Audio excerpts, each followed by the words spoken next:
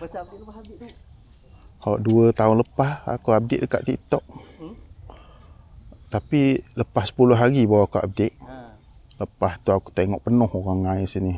Kami update lepas sebab dapat 10 ekor. Kami update lepas apa? Lepas raya.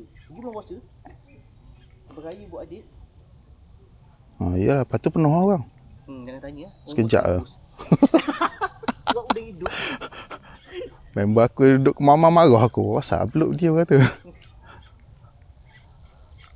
Kerja ni? Kerja ni? Kerja kat rumah je. Kerja kat rumah. Oh tu Allah tak lekat lagi.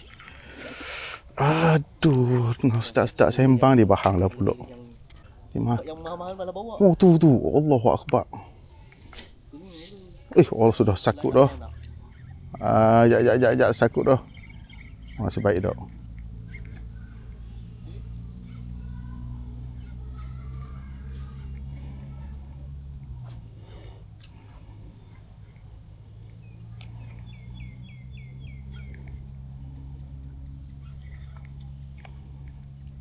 Ni kalau tak dapat kau tukar pakai skater pop balik.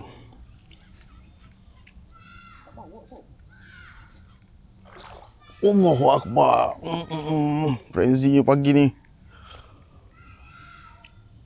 Oh tu. Yes. Allah nak lekat. Aduh, 3 kali dah.